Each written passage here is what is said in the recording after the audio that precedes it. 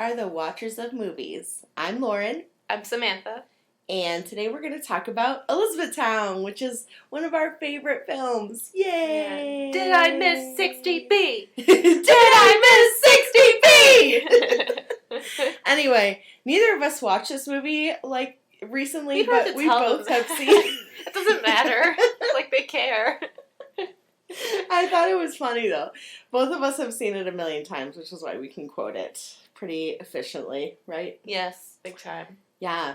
So, I have to tell you that when I first saw this movie, I downloaded, every song in the soundtrack. Oh, yeah. Yeah. It has a great soundtrack. It was the birth of me liking Learning to Fly by Tom Petty. I love Tom Petty. Yeah. It was great. I mean, I liked it before that, but it's just used so well in the movie. And it was used perfect. in the trailer. And and then they put out 2 soundtracks. And the first one did not have it on it, which surprised me. Well, it was all the same songs, or? It was songs from the movie, but didn't have Learning to Fly on it. And then there was another one, a second one that came out that had it, and I thought that was strange. That is strange. Yeah. But anyway, I love it. So, let's talk about the movie. Okay. When I first saw this movie, I was a little hesitant because I was like, it's Kirsten Dunst and it's Orlando Bloom and Kirsten Dunst is okay, but I'm not crazy about Orlando Bloom, you know?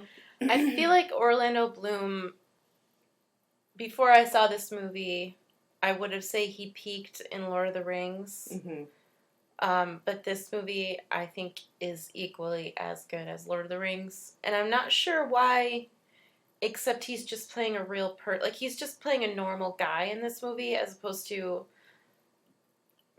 Actually, I'm hypercritical because I don't really like the Pirates of the Caribbean movies. I feel like a lone wolf when I say that because most people really like them. But I find his character in those movies really annoying.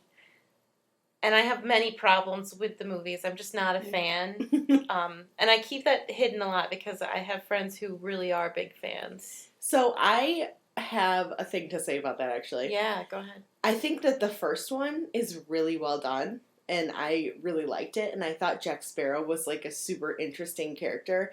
Very, three-dimensional, well-developed. He was this guy who was, I'll always tell you the truth, but, I'm super manipulative or whatever. And then and then I agree with you. The rest of the films are trash. They're, not well done. All the characters are... Well, especially Jack Sparrow, they just make him into this, idiot. Whereas before he was actually, a really highly intelligent person. And it was just what are you doing? He was so iconic, you know?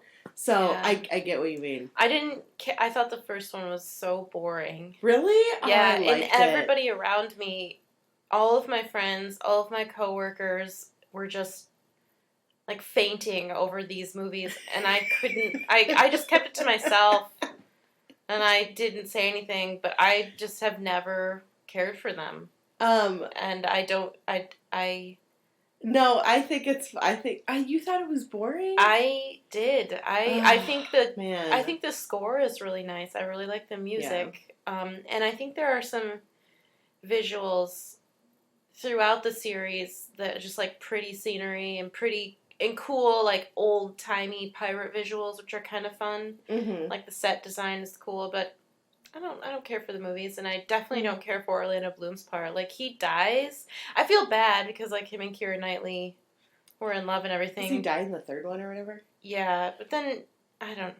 Listen, we're talking about Elizabethtown. Yeah, there is one thing I have to say. There is one part that I thought was really great in the Pirates one, is that when Barbossa walks out of the shadow and he's like, you best start believing in ghost stories, Miss Turner. And then he walks out of the shadows and he is a skeleton. And he goes, 'cause you're living in one. And every time I'm like, that's such a great line. It's such a great part. I love Jeffrey. When that part happened, I was probably like, oh crap, I'm out of popcorn. I'm out of popcorn and it's only 20 minutes in. Yeah, Shit. and I was like, guess I'll go out and get some. And then I did the Calvin and Hobbes thing, and I threw the popcorn bucket across the lobby, and I was like, oh, I have to go get my bucket now. And then once I got it, I threw it further, and I had to and then when I finally got back, And the friend that I was seeing it with was like, "Where have you been?" You would not believe what happened. Dude, what happened was more exciting than what's happening in this movie.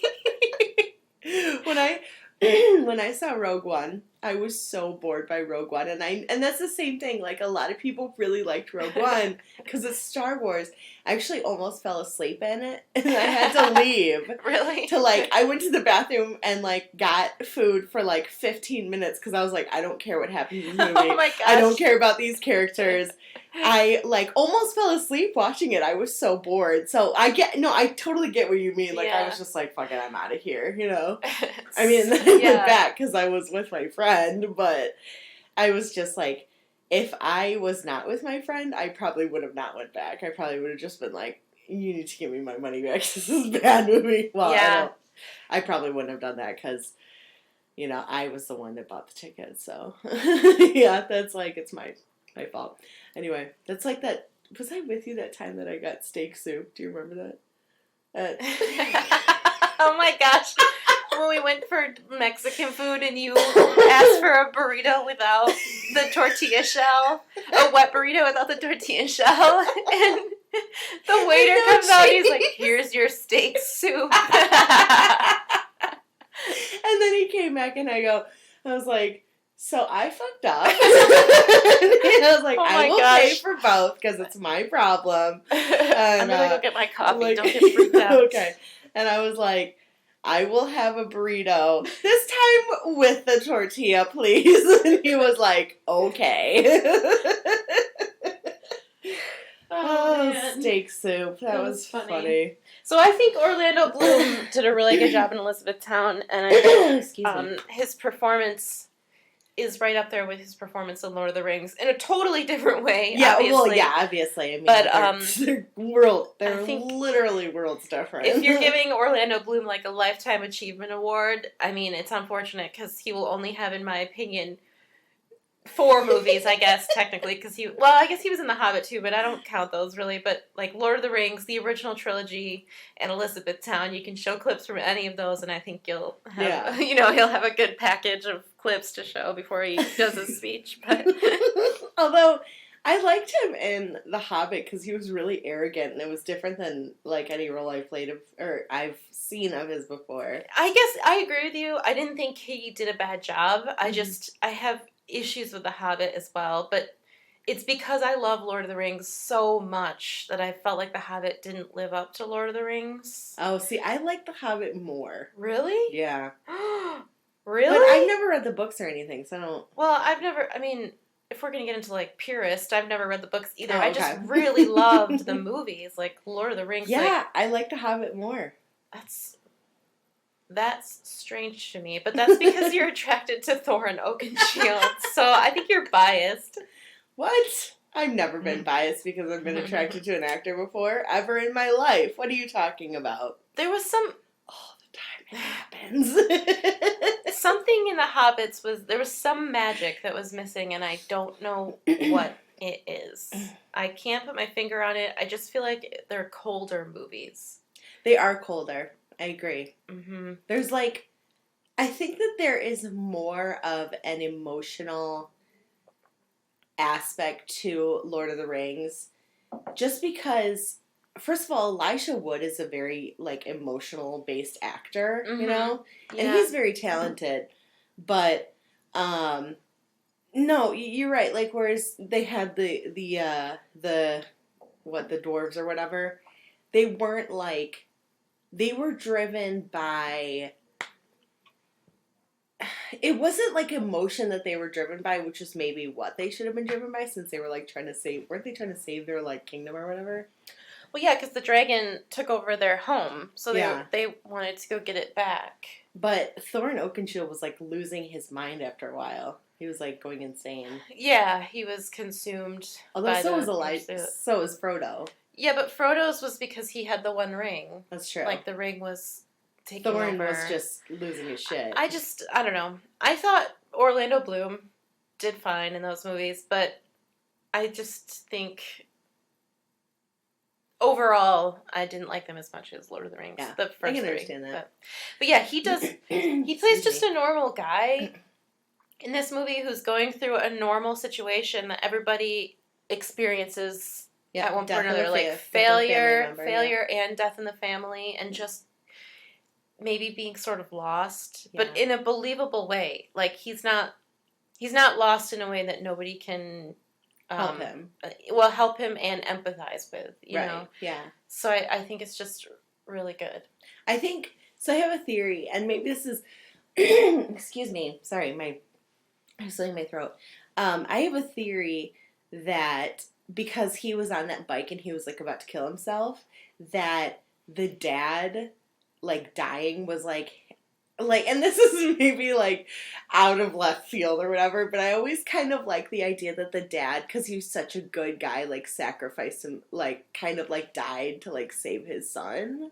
Is that, you know what I mean? Like, I don't know. I don't think he gave himself a heart attack to save his son. But, like, it was so perfect. It was such perfect timing that his sister called just as he was, like, he was about to kill himself. He was about to commit suicide. He was sitting on that bike, like, waiting to get stabbed by that knife, you know?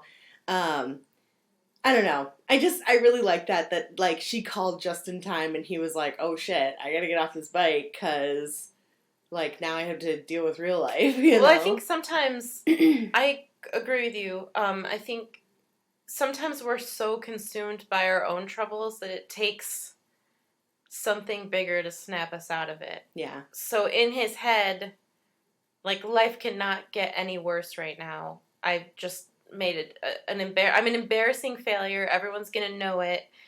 I lost my job. I lost my girlfriend. And then all of a sudden, oh my gosh, now life did get worse. My dad has died. Yeah. Except it was worse for a lot of people, not just him. Yeah. And so that sort of woke him up that, you know.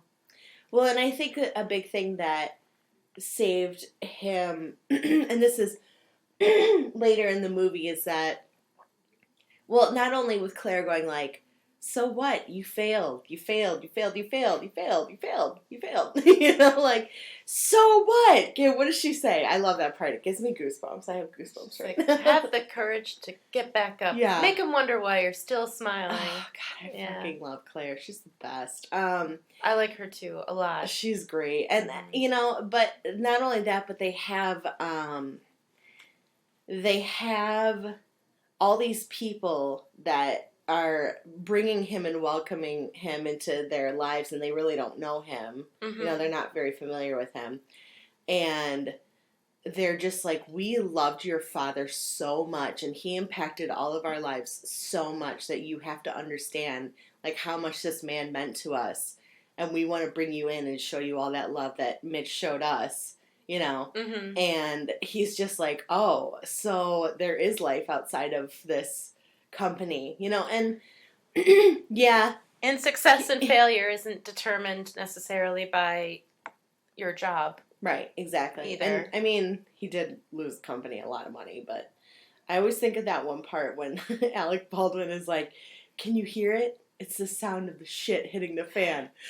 That's one of my favorite parts of the movie when because it's so ridiculous when he's walking him around the compound and he's like, my basketball team, I haven't told them yet. Yeah. My wildlife management company or whatever, we could have done a lot of good. And it's just like different ridiculous offices that somebody with too much money would have. Way too much money. I know. I really like that scene, and I like that it's Alec Baldwin is used sparingly but really well. Yeah, I like Alec Baldwin. Mm-hmm. I'm a fan of him. I am too. I think he's really funny. He is funny. Yeah. Did you watch 30 Rock?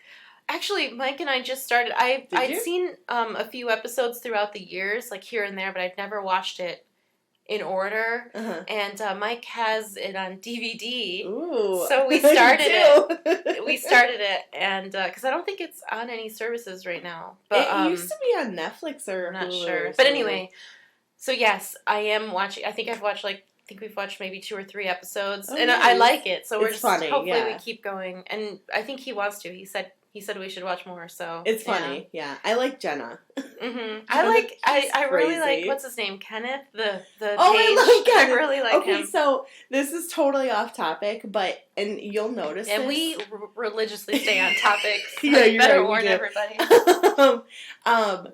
Just take a notice of this when you watch the show, that there are hints that Kenneth is over 100 years old. Okay. So, like, just to let you know, like, that he may be immortal, actually. Like, because there's a lot of, like, and it's very few. There's only, like, maybe 5 hints out throughout the entire series, but it's heavily implied that Kenneth is, like, an immortal being. I love him. I love the way he talks. I love do it. too. Like, it's raining right now. Is it? Yeah. Oh.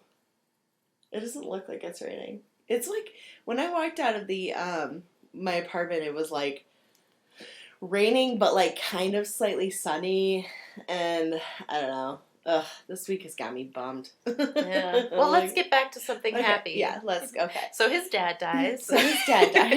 No, super happy.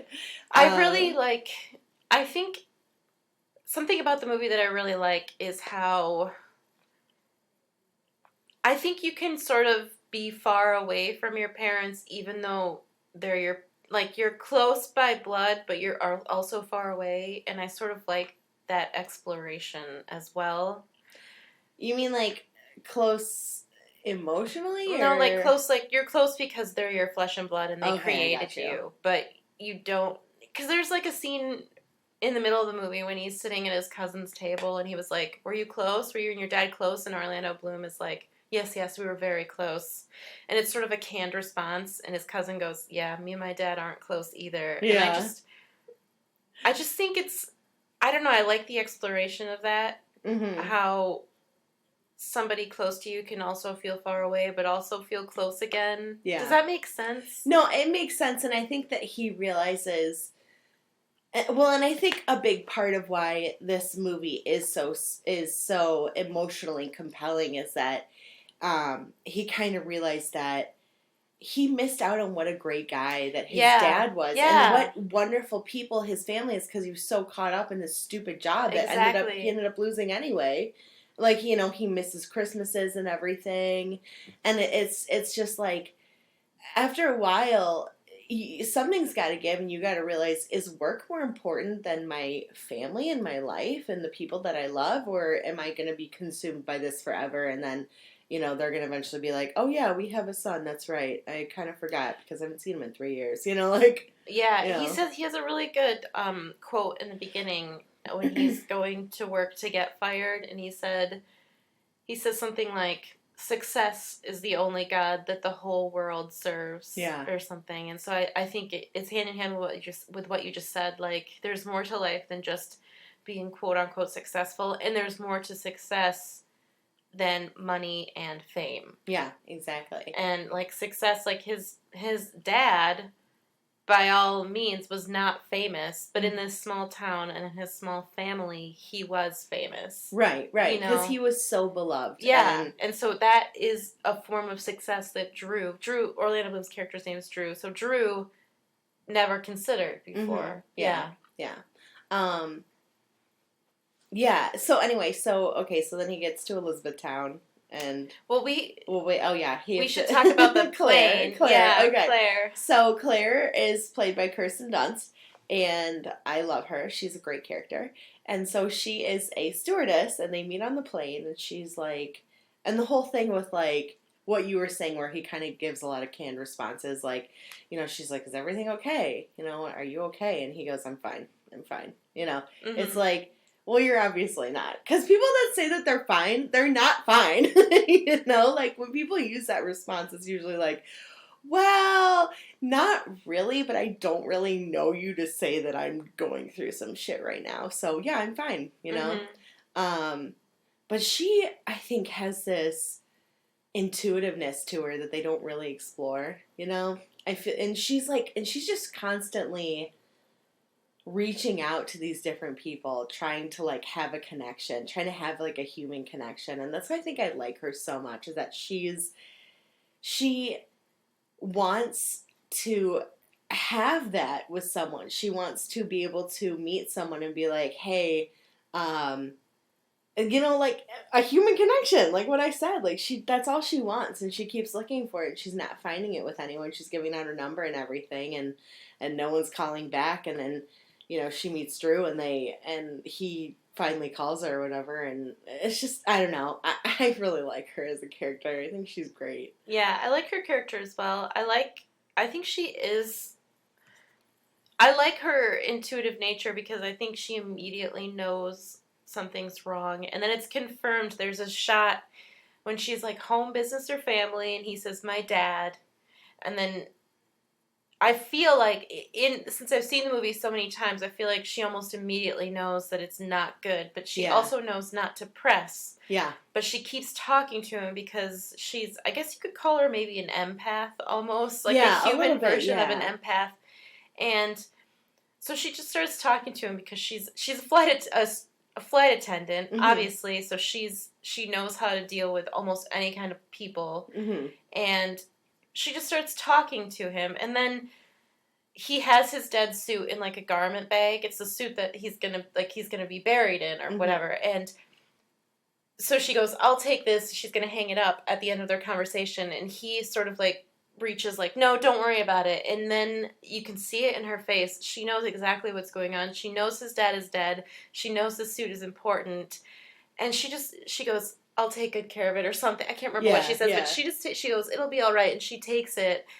And he kind of fights with her on that. Yeah. And because it's like the only important thing he has left, I think, of his dad's, and it's like his job, like it's the only job also keeping him alive, because he said, "I'm going to take the blue suit, we're going to get through this, and then I'm going to get back on the bike," you know? So his purpose in life right now is to get through this whole thing so he can go back and commit suicide. Yeah, I mean, pretty much, yeah. And I just love how she, like, her nature is so deep and so caring, and it's just a really good character because she hides it under with a bubbly personality, but she's so in tune to the people around her that I think she's also just kind of like a magnet. Like, he had no choice but to call her back because she's a magnet, you know? Yeah. And she's like, she has this underlying, like,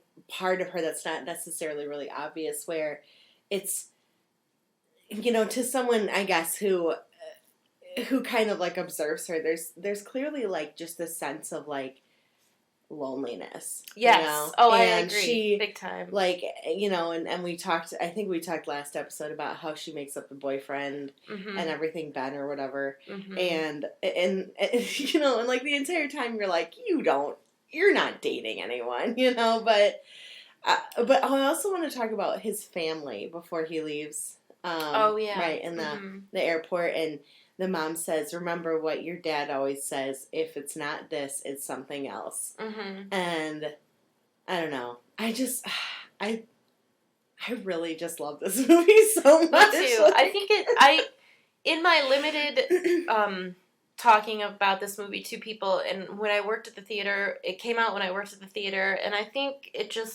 underrepresented and underappreciated. I think so too.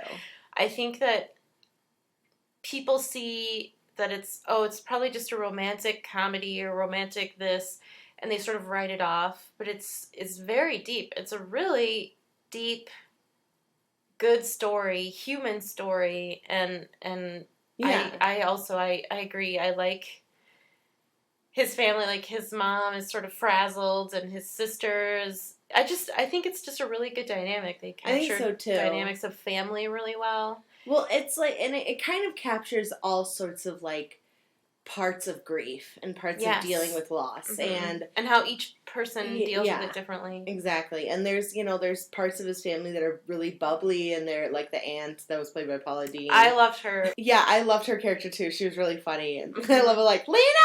I was gonna bring up that part because I think it's almost like so real. It's too realistic. I love how she's like, "I'll be 2 minutes, Lena." It's so good. One of my favorite parts is when she's talking about the one cousin, and she's like, he had a third nipple. Like, she's like whispering, and then she just says it out loud. So good, and she's like, I don't usually allow men into my bedroom. I know, I loved her. She was so, like, the classic, like, Southern lady. Like, Yes. oh, I don't allow handsome men in my bedroom. I love it. It's so good. Oh, she was funny. I really like that he has, actually one of my favorite scenes, and I actually say this line to myself a lot because it kind of just makes me feel better, but when his cousin sees him, who, I cannot remember the guy's name, but I always remember what his name is in Parks and Rec, which is Mark, but I don't remember his character's name. Oh, what is it? Are you talking about, is it Paul Schneider? Is that his Yeah, name? Paul Schneider? So, yeah. And he... Brandanowitz? That's what you're talking about? Mark Brandanowitz, yeah, but I don't remember his character's name in Elizabethtown. I don't remember his character's name in for some reason, either. I can never remember his name, but... oh my gosh, that's funny, because I just call him, like, Paul Schneider in my head. yeah. But he says to Drew, this loss is going to be met with a hurricane of love, and I just love that, like, and I love the way he says it too, because he's like the Southern drawl, so he's like, this loss is going to be met by a hurricane of love, and I'm like, oh, and I just love that part so much, because Drew's just arriving, and he's all frustrated because he's like, "Where's 60B?" Mm-hmm. And his cousin is just like this super chill, like relaxed dude, and he's like, "Hey, it's okay. We're all gonna get through it together," Mm-hmm. And it's just like, yes, thank you. That's like what someone needs to hear who just experienced the loss of their father. Like it's so. I really like. One of my other favorite moments is in that scene when he walks into the funeral home, and there's people there. There's sort of people there like pre-mourning and waiting for him. And Drew goes, "My condolences," and his cousin goes, "I don't want to judge you because you were speaking from the heart, but it's incoming." And he's like, "Oh," and he goes, "No, it's incoming. It's incoming." Like he's telling him that you don't have to give condolences to people. It was your dad. You can let people give condolences to you.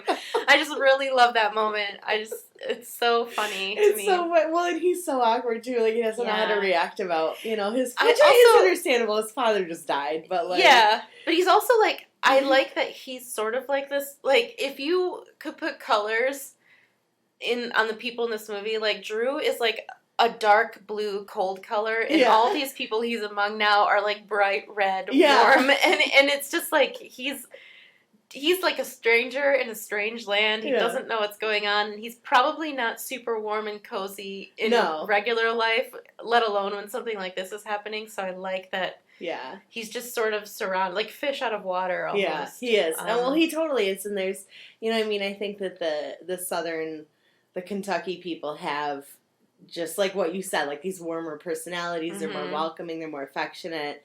And he's just like, nope, don't know how to react there. I also really like, I think in a dark way, I feel like this movie really encapsulates what it's like to see a dead body for the first time. Well, he's old, so probably not for the first time, but to see a dead body, and B, to see a dead body of somebody that you knew. Yeah.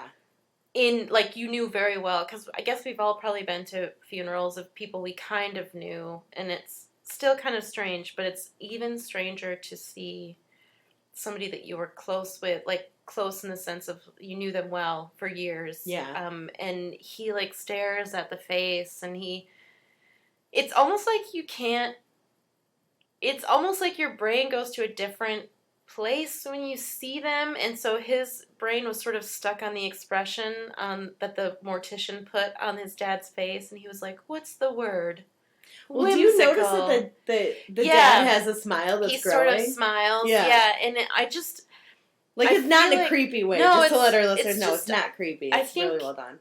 In my head, that scene makes me think that Cameron Crowe, the director, probably experienced the loss of a parent. I imagine, because he's an older man. I assume he experienced the loss of a parent or someone close to him, because I think that scene is just so well done, and it's like sort of beautifully strange. Yeah, it's like, know? it's surreal. Yes, that's a great, yes, exactly. That's a great way of putting it. Yeah, because he's standing there and he's looking at his father and he's just like, yeah, and like, what are you saying? What's that word?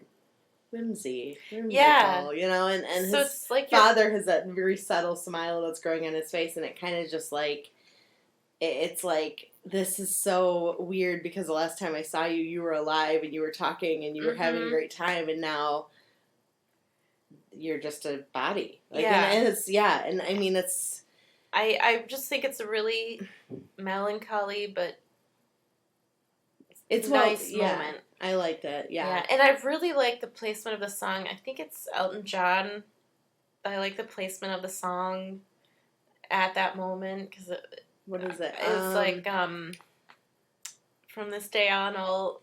Oh, my father's gun. My father's gun. Yeah. I just think it's really good. Oh, the music in this movie is really good. Really good, yeah. Yeah, it's fantastic. It's perfect. Mm-hmm. Yeah. It's just a really nice moment. I love this movie. Yeah.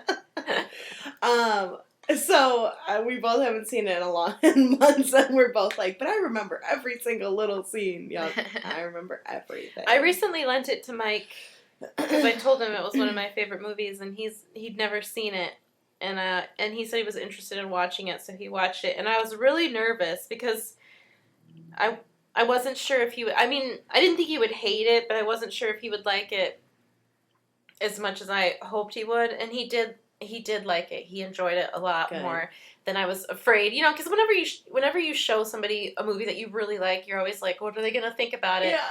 And he liked it, and I was really glad that he got it. Yeah. You know, like so many people, I've showed movies to people throughout the years, like friends, and I feel like they don't get it.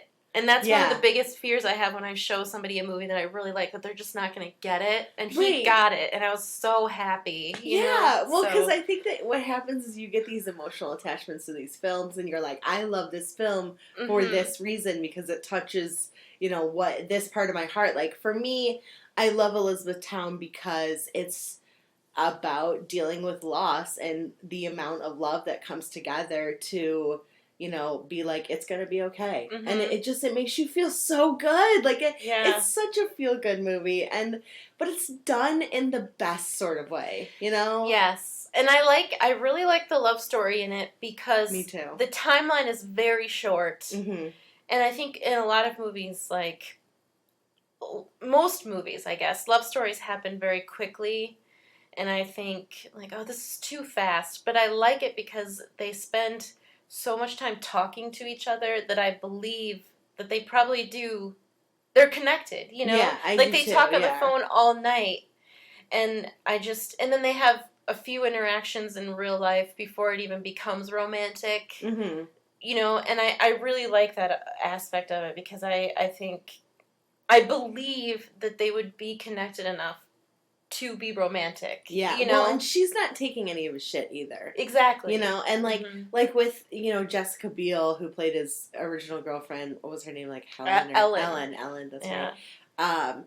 Ellen, she just liked him because he was successful. Exactly. She didn't care about him. I mean, it was so obvious. Like, he calls her and he's like, obviously, like, going through something, and she's like, I gotta go to dinner, so bye. Like, his dad just died, you bitch. But when he goes to the office to get fired, as he's leaving, she's like shaking hands with the next like bright star intern, and she was like really excited to see him, so you could tell that she's already moving on. And, I know, and she just kind of gives him that good, like, what does he say? He's like, I am a curator of last looks. Yeah, and then he, like, you know, she kind of gives out like, sorry, you know, like, and he's like, and there's one, you know, and so I like how the love story came to be, because it's so, like, they connect, and you can tell they connect, and I think that's really awesome. It's well, and you know, especially too, that she creates that binder for him of all these different songs and these different moments, and it's so thorough and it's so well thought out, and there's so much effort and heart and put into it that it's like, this is a person who really gives a shit about you. Mm-hmm. And even though she doesn't know you very well, she still, like, there's a lot of love and time and effort put into this gift that she gives. And it's just like, and it's really remarkable too. Yeah. Like, oh my God, are you kidding? I would love to have a gift like that someone created for me, that I would go on a field, like a road trip and have all these moments. And again, I think it comes back to her being very intuitive, is that she understands what it's like, and she's able to, like, map along all these different instances that happen as he's taking this road trip, like finding the, the magazine of, like, his failure or whatever. And yeah, I mean, that part I feel like is kind of movie magic. Well, yeah, but, like, I think the whole trip up until the whole trip up until he gets to the farmer's market, I think is really good, because she's a flight attendant. Farmer's market. The farmer's market is so cute. No, I'll tell you. I don't know how. Like, she couldn't have planned certain things, like find the spasmodicas and then find the thing.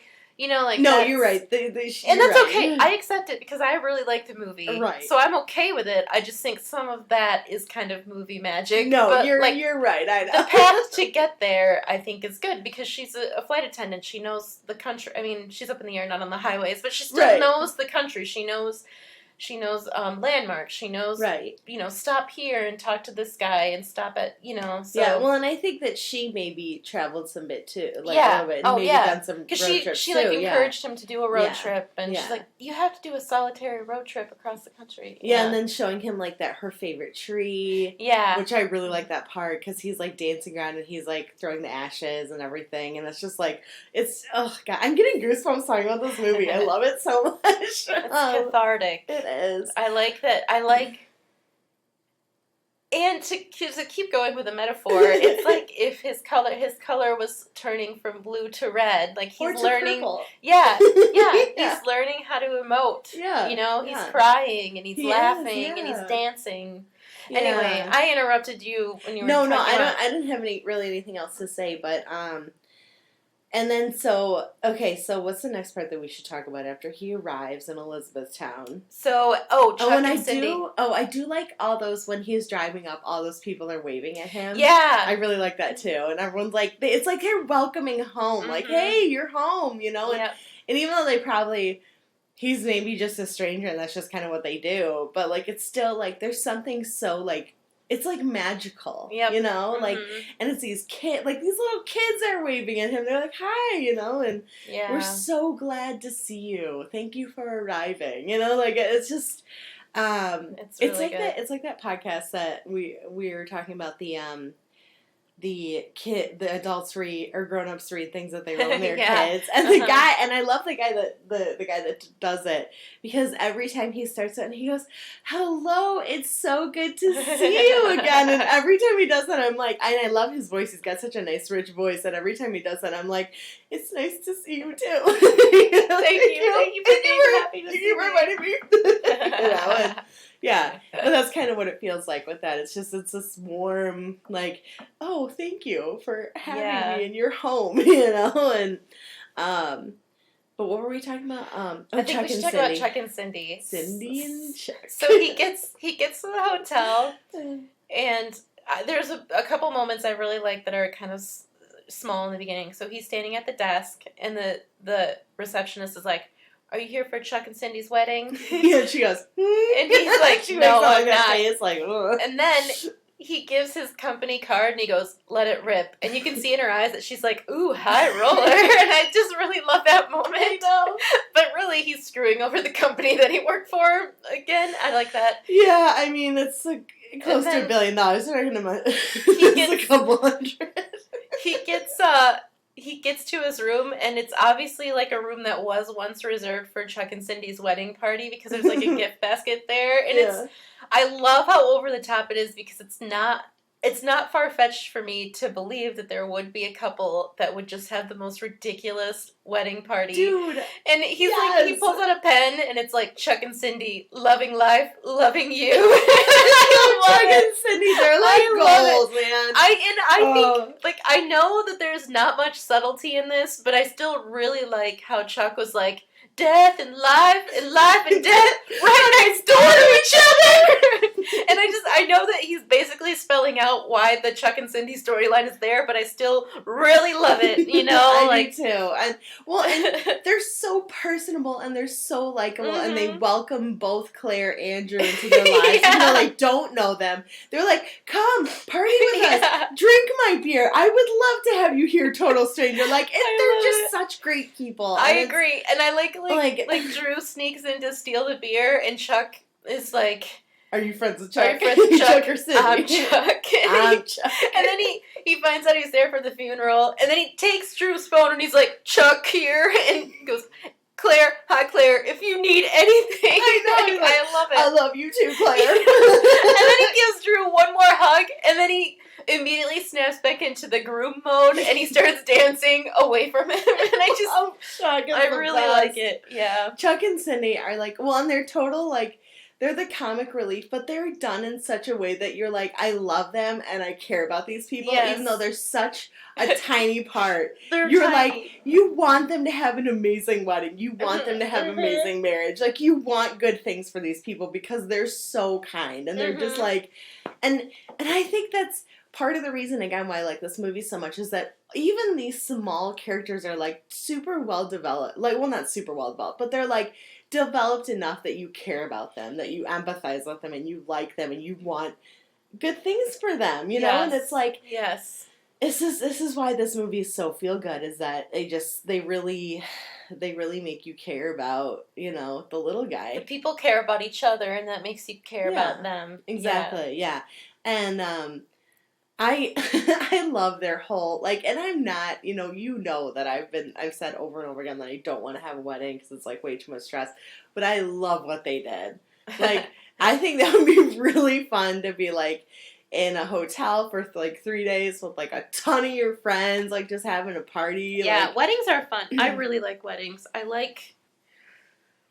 been in weddings, and that's fun, and I've obviously been a guest at weddings, and that's fun, but when people say that they don't like weddings, I think, why? It's like, well, I'm not talking about you. Okay. I'm not talking about you. I'm talking about, mine's a little different. No, I'm not talking about you don't want to have, I'm not talking about wanting to have a wedding or not. Right. I feel like people complain a lot, like, oh, I have to go to this wedding, and I'm like, oh, I'm sorry, you don't like that people are going to feed you and get you drunk for free and play music loudly? How dare they? Like, oh, what do you do for fun? Like, dude, cut your fingernails? I don't know. Like, I mean, so I just think weddings are fun. I don't know. I mean, I understand if you have to go to a wedding by yourself and you don't know anybody there, but if you're just, like, I think it's just, I feel like I've never had a bad time at a wedding, and I mean, I've even gone to some weddings.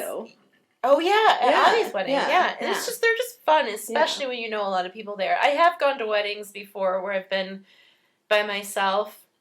There was one wedding in particular when I was in college where I had a friend who was obviously getting married, and I was invited, and I thought, I don't know anybody, and I went by myself, and after the ceremony, I thought, if the seats at the reception are not assigned, I'm just going to leave. I'm not going to stay because I was too nervous. Mm-hmm. But they were assigned, so I sat down at the table, and everyone at the table was so friendly, and we just had fun, and I made new friends. I mean, they weren't lasting friends. They were like, after the reception was done. Friends. Yeah. It was just such a good time, and I don't know, even that wedding was fun, so any wedding can be fun. Yeah. You know? No, I don't know. I agree. But I know they are expensive, so I understand your sentiment about, like, not wanting to pay for one. But just being a guest at one, I think, is fun. Yeah, my cousin had a wedding, God, like, it must have been, like, maybe, like, 12 years ago or something.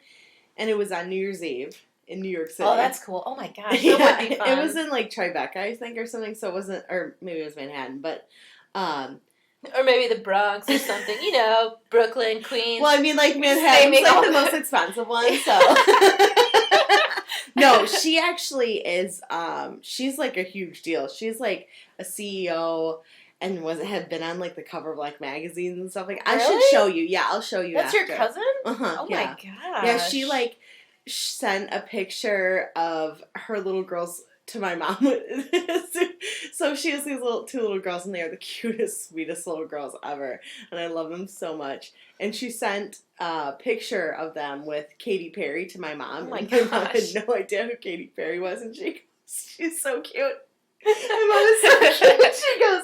She goes, who's that, a Disney princess?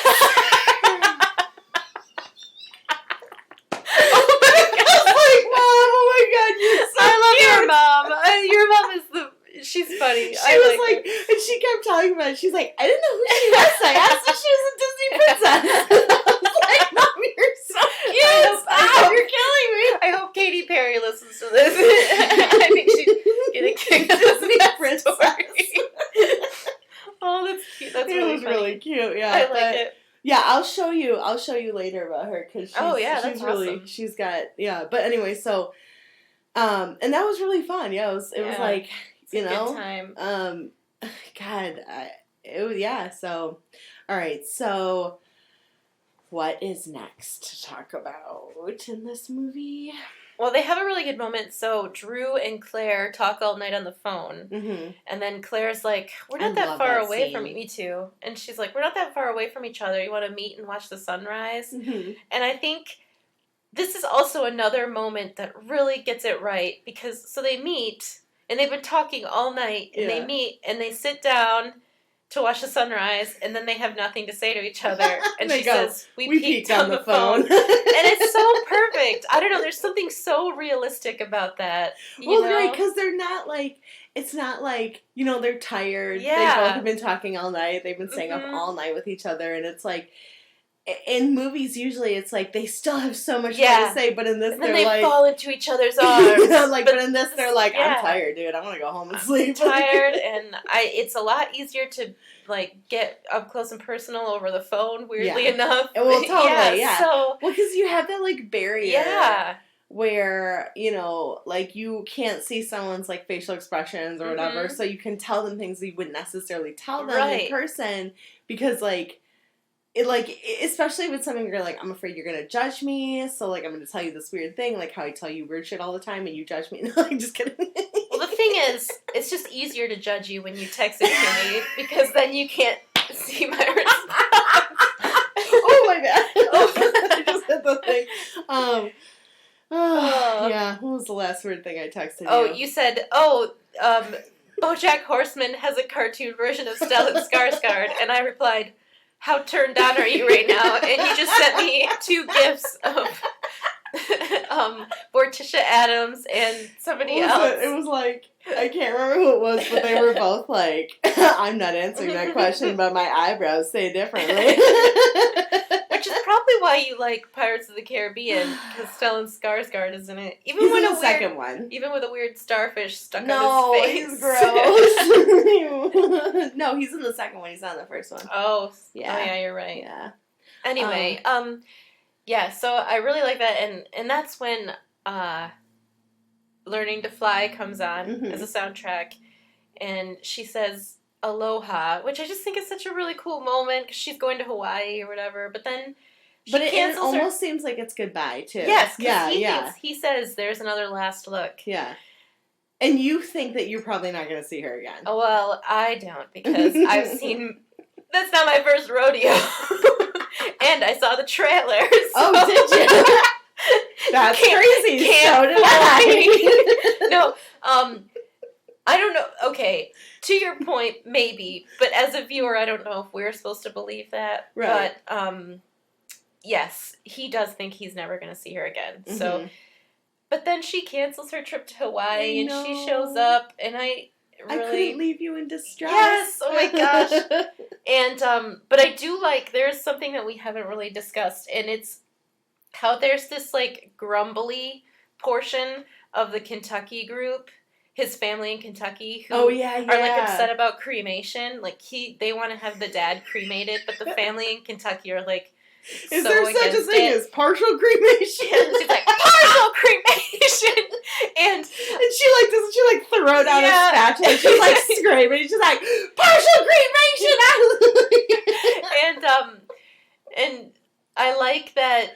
Oh my god. They're the the funeral director guy is like, you know what the cremation percentage is in they think he's from California, even though he lives in Oregon, and he's like, you know what the cremation percentage in California is? 80%. And he's like incredulous that they're not burying people, they're cremating them, and so it's like this funny thread that goes through. Oh my god, I love it. Yeah. But then there's that whole, like, weird scene where he's like, stop the cremation! Mm-hmm. Yeah, that scene's kind of intense. That scene, yeah, it's really intense, and it's also, like, I mean, I don't love that scene, and I don't really know why I don't like that scene. I think it's kind of macabre. Yeah, macabre. Macabre?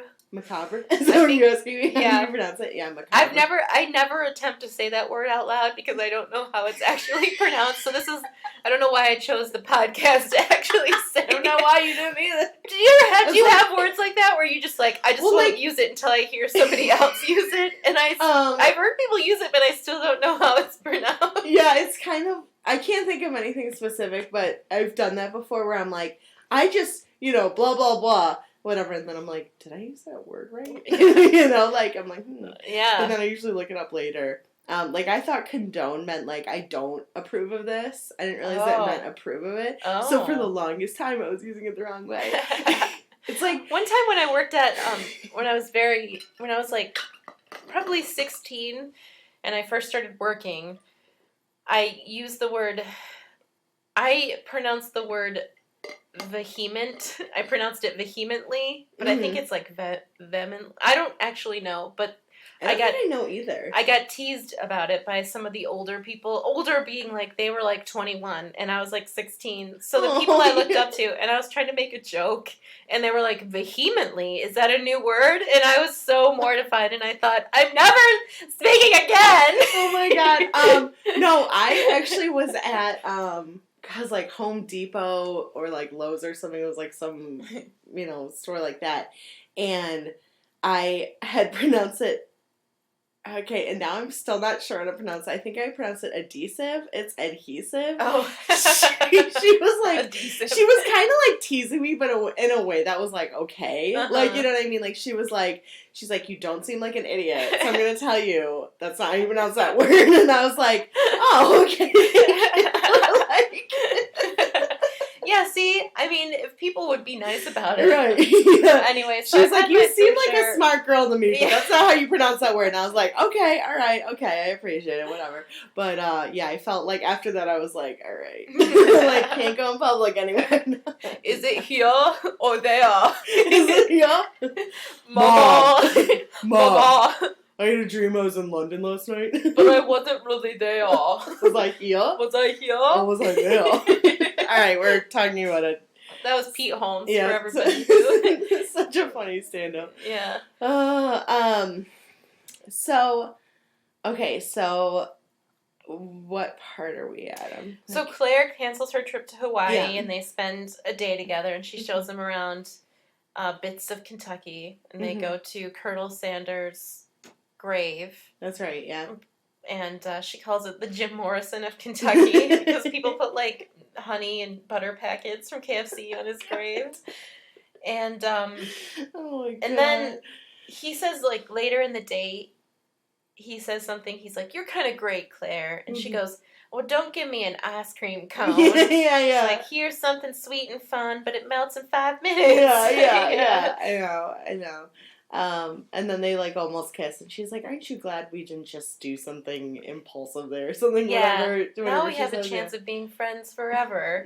Yeah. And we didn't really talk about this, but something I really like about her character that's really deep is that she has a made-up boyfriend. We did talk about the made-up boyfriend, and I think at multiple levels. Like, on one hand, I think Ben is created for her as a defense mechanism to keep people at arm's length. And another thing, I think he's also created because she is trying to deduce whether or not Drew is ready to be in the presence of a single girl. Because the dynamic when you're with somebody who's single is different than the dynamic when you're with somebody who's in a relationship. And so I think it's like a two-part sort of defense/protection mechanism for both of them almost. Yeah. Like, creating a boyfriend keeps you protected in case just keeps people at arm's length, but also he might feel safer. Yeah. If she has a boyfriend as well. Well, and I also think it's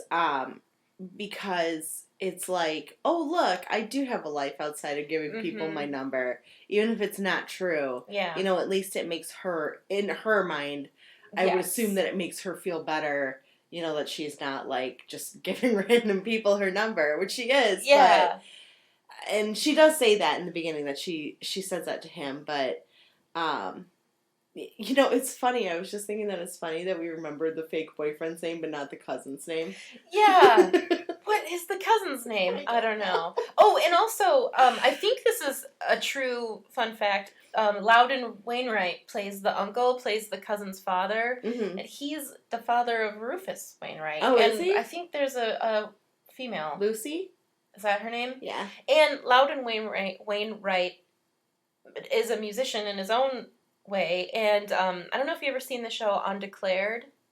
Yes, I did. I love that show. It's one of my favorites. Is that with Charlie Hunnam before you? Yes, it's one of my favorite shows, and also underappreciated. It was only on for one season, but he plays the main character's father, and in his character, his wife leaves him, and there's an episode where Adam Sandler comes to the campus, and I love that episode. And the father plays a song because the father keeps hanging around. The son because he's kind of lonely, and the father plays Adam Sandler a song that he wrote for his wife, and it's like really depressing, and it's like, you'll never find a man.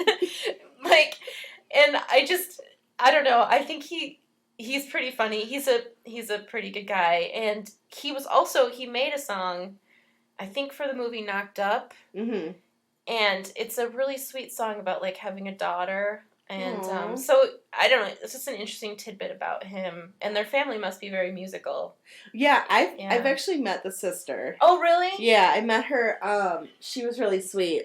And so I went to, and Mom, sorry if you don't know this story, but I'm about to tell it. Uh-oh. It's not scandalous or anything.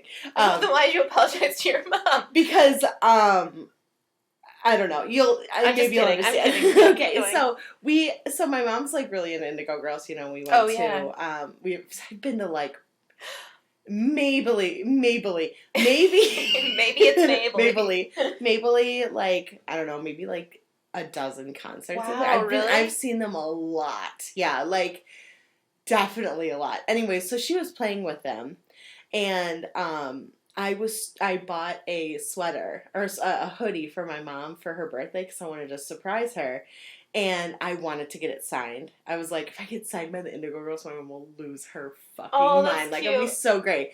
And they weren't signing autographs, and I like waited outside and everything. Or what I did was I went up to Lucy, and I was like, I just bought this for my mom. She's a huge fan of the Indigo Girls. Do you think you can maybe take it backstage and get it signed? And she tried, and she was so sweet. Really? Yeah. Oh, wow. Yeah, so she tried. That's awesome. I know. She was so nice. And so she tried, and she's like, I'm really sorry. They already left. Like, I couldn't get it, signed or whatever. And so I went and I waited outside, and I waited with these two girls who were like, oh, man, this is, like, my first time seeing them. And I was like, you guys are, like, they were, like, these amateurs. cute little, like, I don't know, maybe, like, they were maybe like 18 or something, so they were pretty young. But, and they never came out, and so I never got it signed, and I was super bummed. I don't think I ever told my mom that story, but I tried so hard to get that signed. You're a good daughter. Thank you. Yeah, that sounds really nice, though, that she actually tried. Yeah, she was like, and she was so sweet, too, and everything. She's like, I tried, but they're gone. And I was like, bless your heart, you're so sweet. So, yeah. Although not the Southern bless your heart, which means fuck you. Yeah, right. Yeah. The Midwest bless your heart, which is like, really bless your heart. Yeah. So he did a good job in this movie. He wasn't comedic in this movie, but he had a good role because it was like another father. Like the movie had a really interesting message about like fathers and sons as well, definitely. Which I think, obviously being girls, we really can't necessarily relate, but from the outside looking in, it seemed like a really good representation of like just father and son relationships and how the dynamic, it's good, and so that was. Well, I think it's like the father wanting to see your son succeed. Yes. but also wanting them to be like, because um with Mark Brendanowitz, the cousin, um, he has this child. I'm gonna look up his name. Oh my god! Which his child I cannot stand because he's just a screaming mass of destruction, and his dad is like, you need to be a father to your son. Mm-hmm. Like, and he's like, no, I'm his friend. Well, you can't be his friend. You're his dad, and your son's like 7, or probably not even 7. Probably like, well, yeah, he was maybe like 6 or 7. I think you're right. Yeah. But still at that formative age where you need to teach them boundaries, and you need to teach them that throwing a giant ham on the ground so that your dogs can eat it. Jesse. His name is Jesse. I always forget that. Also, Jessica Biel's character's name was Ellen Kishmore. Why'd she get a last name? Like, who cares? No one ever, I don't think anyone ever says their last name. No, anyway, so back to the father-son thing. Yeah. Jesse. Okay, so Jesse. So Mark Brendanowitz from Parks and Rec is Jesse in Elizabethtown. So, yeah, but, and I can understand why Jesse's dad was behaving that way, was like, you need to be a father to your son, because he really wasn't, he was kind of just letting his son run around, do whatever he wanted. Yeah. And his son was such, like, I'm like, this is only going to get worse. He was a terror. Yeah, he was totally a terror. Mm-hmm. And then I guess I didn't really get that video that they showed of the dude. And I remember the guy's name in the video. The guy's name was Rusty. Yeah, actually, yeah. Just can't remember Jesse's name. When I lent the movie to Mike, that was one of the main scenes that I was worried about because it's so random, and I thought he's really gonna think it's just stupid, and he said it didn't bother him at all, so that was good. But yeah, I feel like, and I don't have any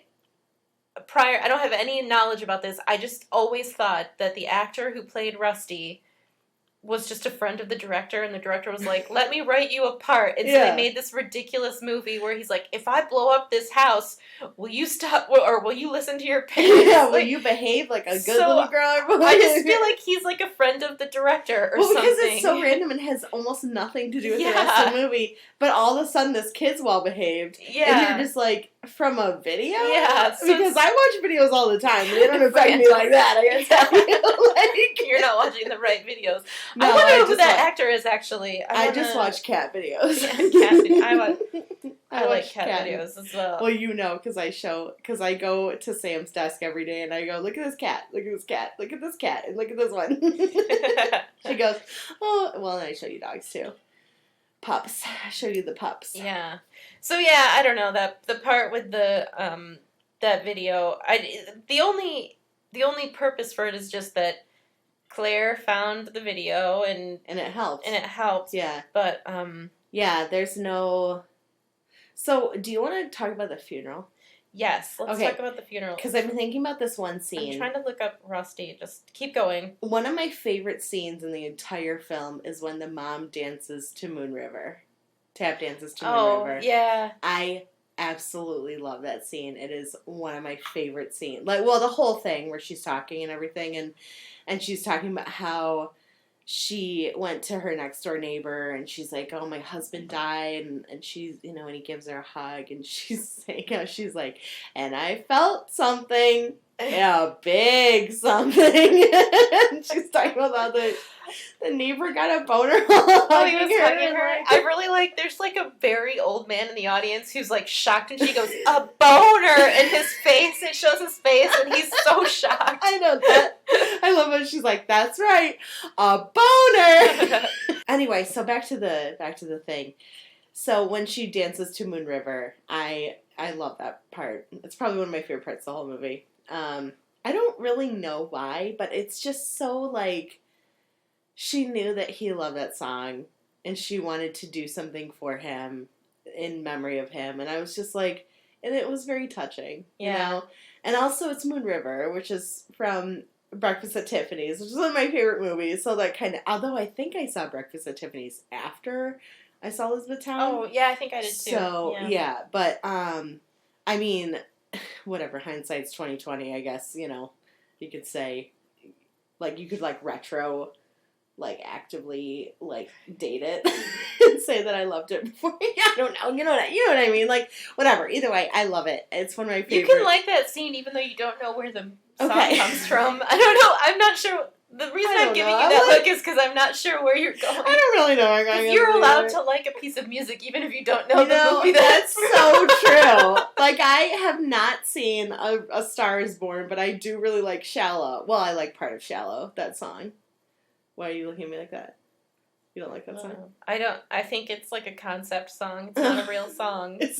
That song drives me crazy. No, you're right. It's not because really it's like they worked out one verse and one chorus, and then there's 2 minutes of them just being like, "Whoa, sha-la-la-la-la-la-la-la." So I don't think it's an actual song. I think it's a demo. But for some reason they were able to sneak it by, and everybody's like, "That song is the greatest." It's so funny that you say that because I usually stop listening about halfway through because but I like the beginning of it. I think the first verse and the chorus are really nice, but I wish that they would have like finished the song. Like, it's like they went into the studio and they were like, we have an idea for a song that will go with this movie.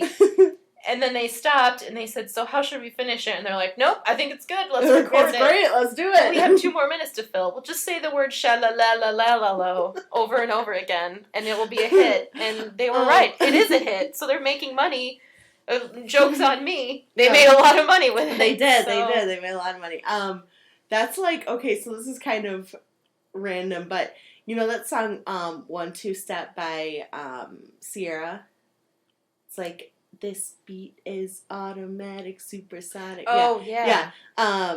I've never listened to that full song because I like the beginning and then I get sick of it about like a minute in and I stop listening to it. Nice. I know, I don't know why. I just never listened to that full song.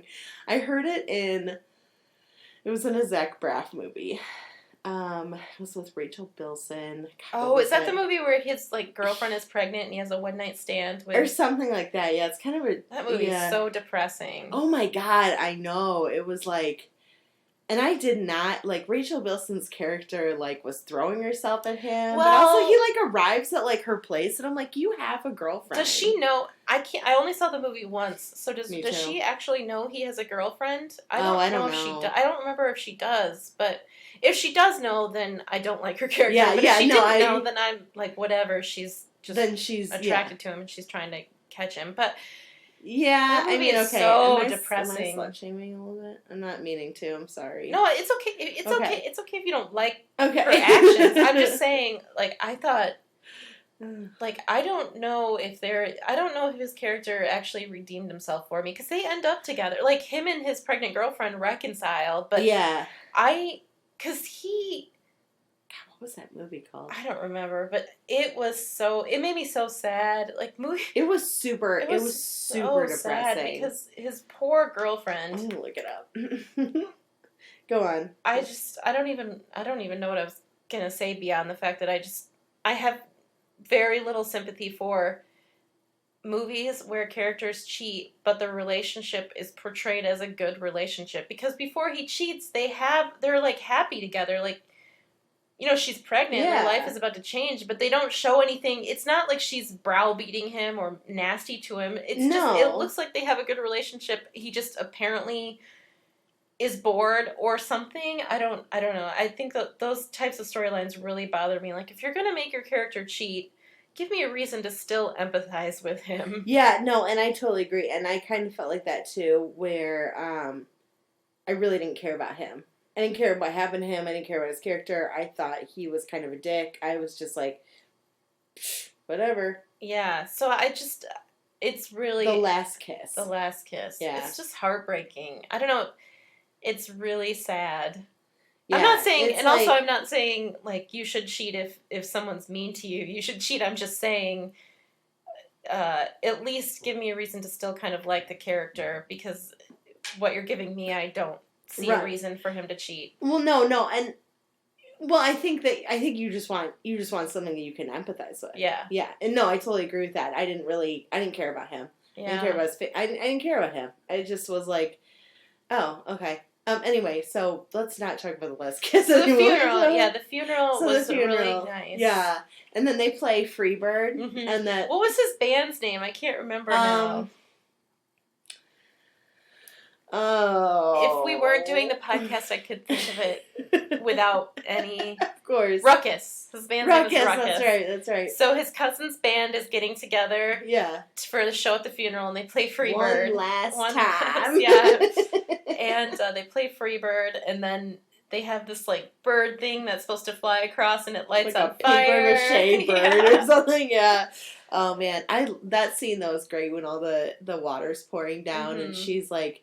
And Claire is, like, you know, flight attendant and everyone people out. Like, yeah. And she kind of, like, looks at him, and she has that look like, this is it. This is the last time we're going to see each other. Yeah, she gives him the road trip map. Yeah. And I like that scene a lot because it's, like, it's in this moment where everyone else is panicking, and they're kind of just looking at each other from, like, not, like, across the room because it's a pretty big room, but, like, you know...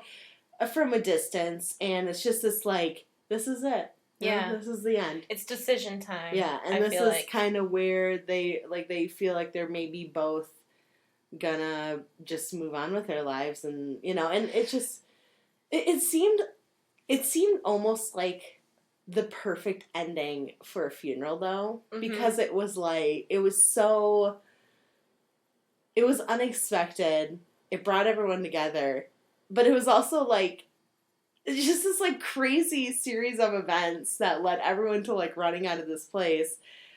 But in a way that was really, like, perfect. You know what I mean? Like, I mean, yeah, it was a fire and everything, but it was, God, I just really like it. I really like it as well. But I think, I don't know if I sort of have a different interpretation. I feel like it's almost, you know, every relationship has a moment at the beginning where it's like decision time. Like, you have to decide, are we going to commit to each other and be exclusive, or is this going to be it? And I feel like that's the look. I feel like that's the look they're giving to each other. To me, I mean, I can see how you could interpret it one way, but my interpretation is just, it's decision time. Like, are we never going to see each other again, or is this going to be a thing? Yeah, no, to me, I interpret it as this is the end of the road and we're not going to see each other again. Okay, interesting. Yeah. I can see both. I can see how that would be. And I think he may have especially felt that way. I don't know if she felt that way,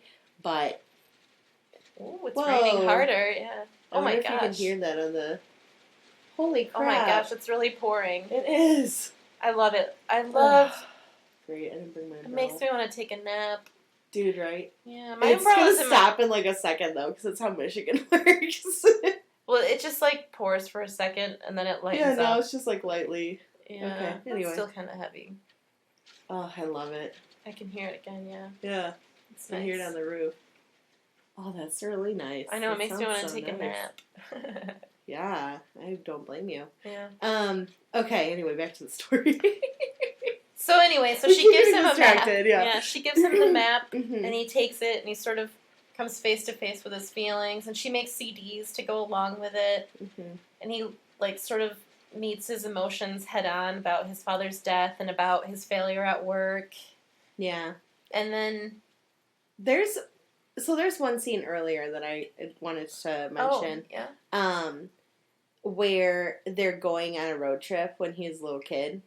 And he's like, where do you want to go? And he goes, I want to go to Elizabethtown or whatever. He was like, I want to go to Kentucky or remember? And they kind of have these like little disbursements of this is what his relationship was like with his dad when he was a child. And it was a very healthy and good relationship. But there is that one scene, and they play the song This Time Around by Helen Steller. Yeah, and I love that song.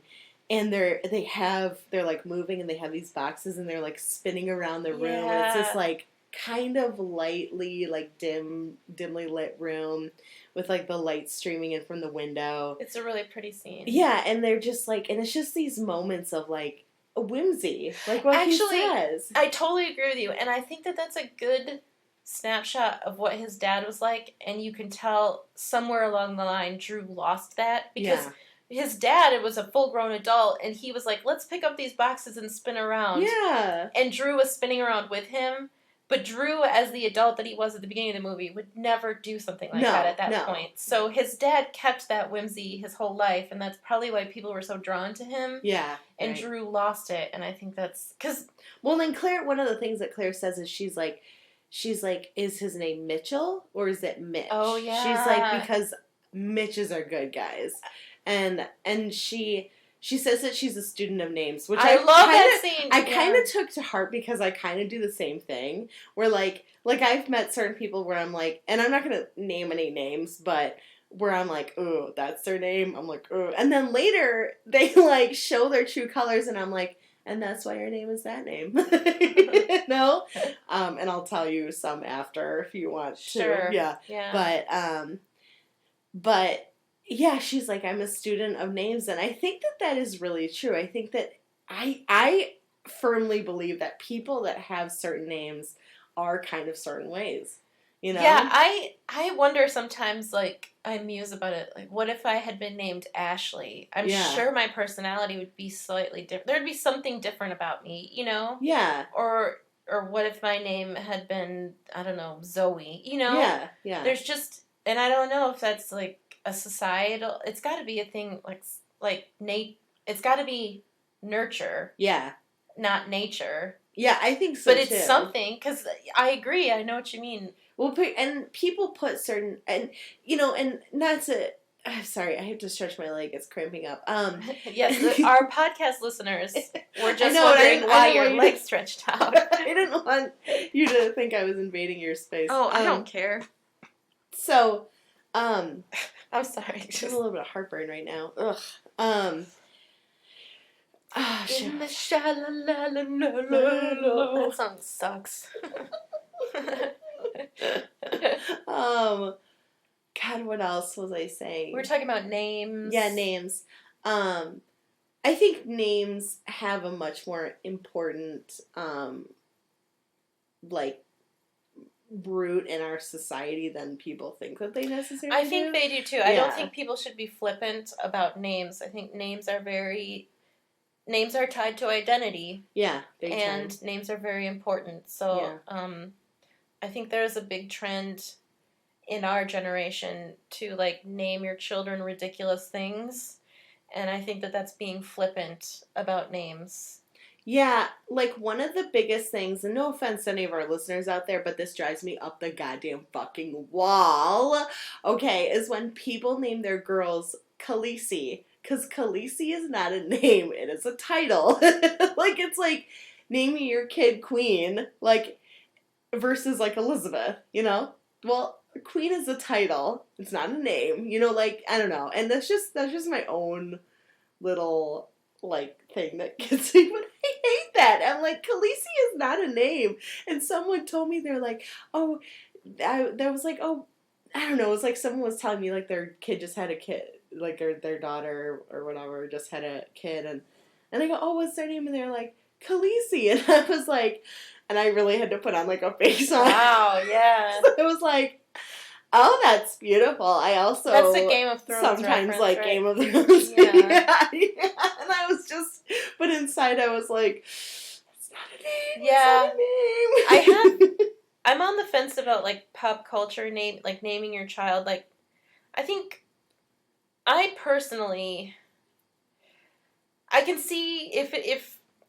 I don't know how I feel about it, because if your favorite character ever was... I don't know. I'm trying to think of, like, a famous character. Dorian Gray. If your favorite character was Dorian Gray, and you want to name your son Dorian, I don't have a problem with that. But if you love Game of Thrones and you want to name your kid Khaleesi, that rubs me the wrong way. And I don't know why, because in, like, 50 years, will Game of Thrones be canon like Dorian Gray is? And it's just too modern?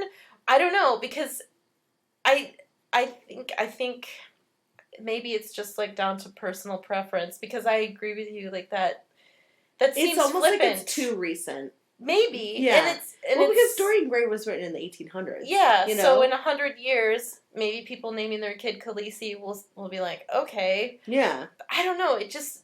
I see where you're coming from as well because it's not a name, but Mm-hmm. people name their kids king and queen too. So I don't, I don't know if the title bit bothers me as much Yeah, as it bothers you, but I can see why it would. I'm not it's saying. not so much. It's not so much being named queen or prince or whatever. Um, it's the fact that it's like to me, and this is just to me, and maybe I am horribly wrong, but it's almost like kind of ignorant, in my opinion, to call your daughter Khaleesi.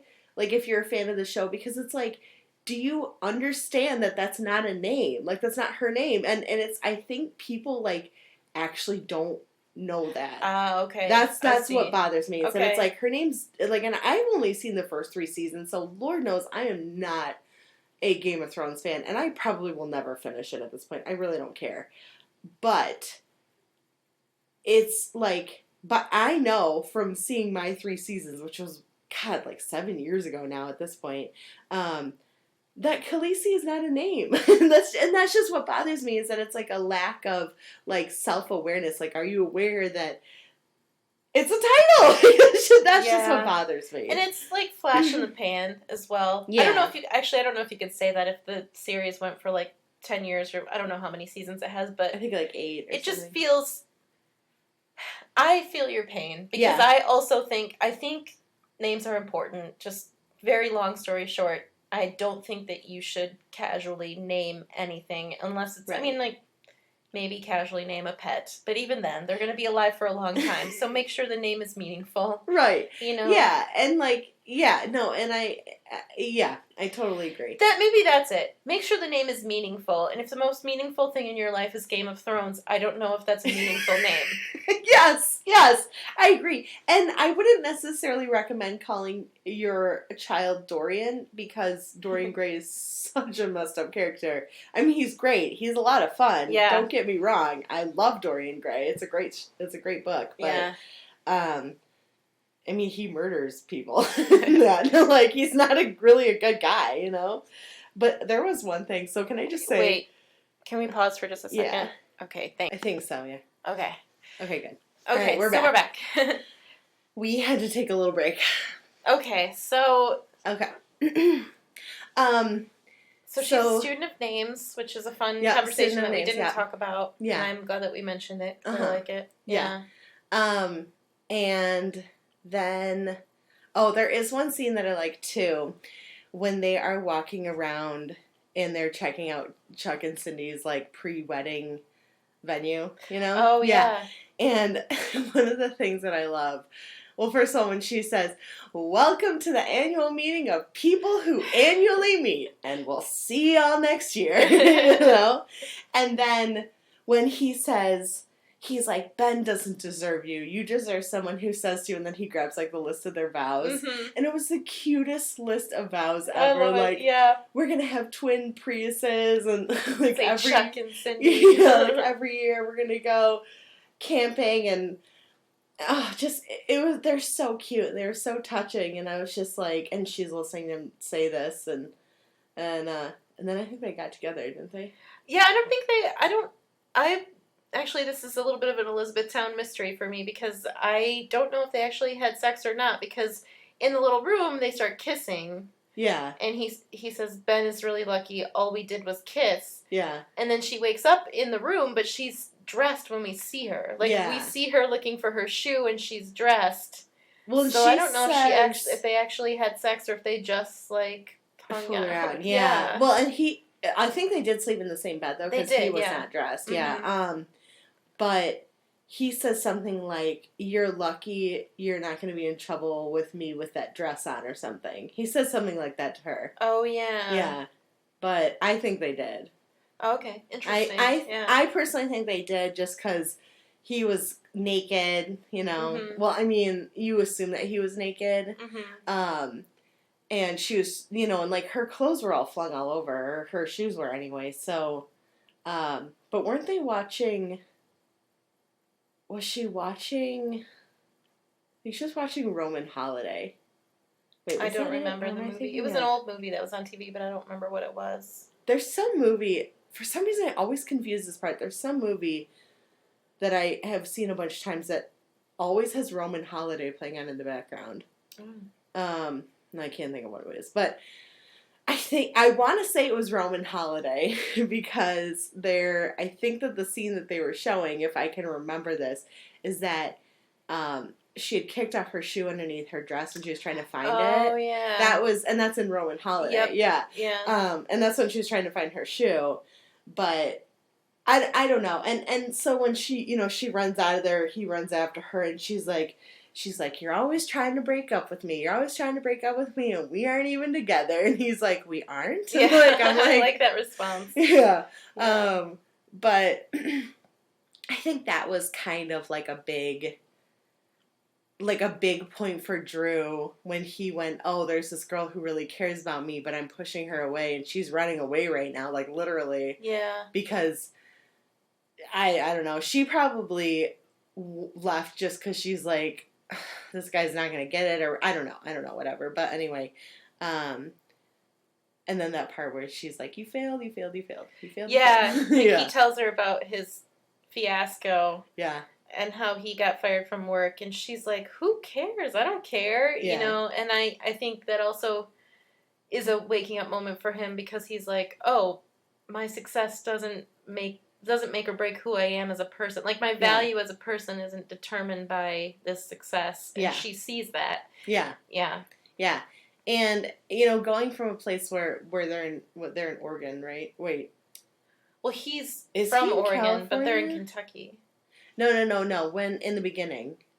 He's in Oregon. He is in Oregon. Yeah. Okay. For some reason, I think he was California. Well, because all through the movie they say call California. Him, like, California. Oh, we really are from Oregon. I really like. There's something, a small moment at the funeral that I thought was really cute. So, Susan Sarandon is telling how they met, and her and Mitch. She was in Japan, and they met in an elevator. And she said, yeah, and I stole him away, and we went to Disneyland together, and that's like their sort of meet story, and I thought that was really cute. They're nice. So cute. I like learning how people meet. I mean, it's a movie, so it's written, it's all scripted, but in real life, it's kind of fun to hear how people It is, and you can hear really cute stories, too. Yeah, I've heard a couple where I'm like, what? Stop. Yeah. It's too much. It's too cute, it's fun. So, anyway, but, so... I mean, I guess we could get to the end. We kind of talked about, So in the end, and then they meet up at the flea market. Yeah. She's like waiting for him, and she gives him a choice. She's like, you can find me and start a new direction, or you can, go home.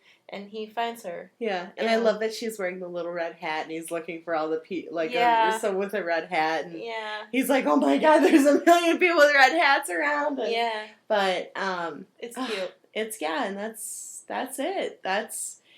I would 1,000% recommend this movie over and over again to anyone.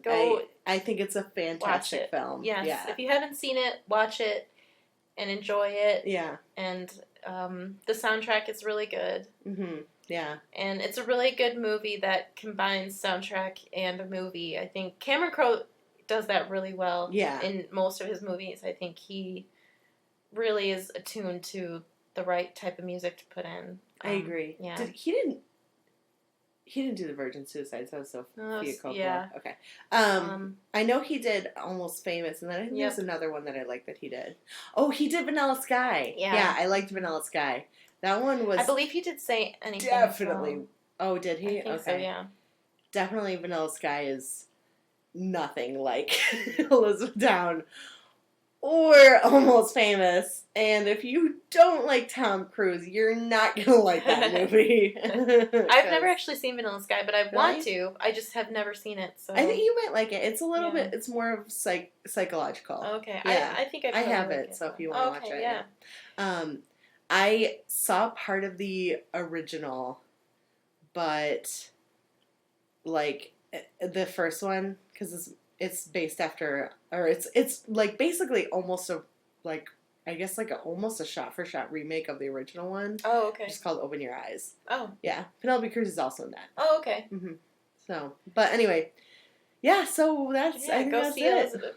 Find Elizabethtown and watch it. Yeah, for sure. Yeah. You will not regret it. It's a very emotionally compelling and well-written film, and I think the characters are well-written, and they're likable, and it's great. Yeah. All right. Well, I think we're done. So bye-bye. Thank you for listening. Follow us on Instagram. We have Facebook. I'm terrible at updating Facebook, so sorry, but such is life. Listen to us on Spotify, SoundCloud. Yeah, SoundCloud. iTunes. We're on iTunes. Are we on Stitcher? I don't know. Okay. Spotify, iTunes, SoundCloud. If you can't listen to one of those things, then you're a caveman. Yeah. I mean, come on. Come on. I don't know how you're listening right now. Yeah, exactly. Like, what are you doing? Yeah. Come on. All right. Bye. Bye.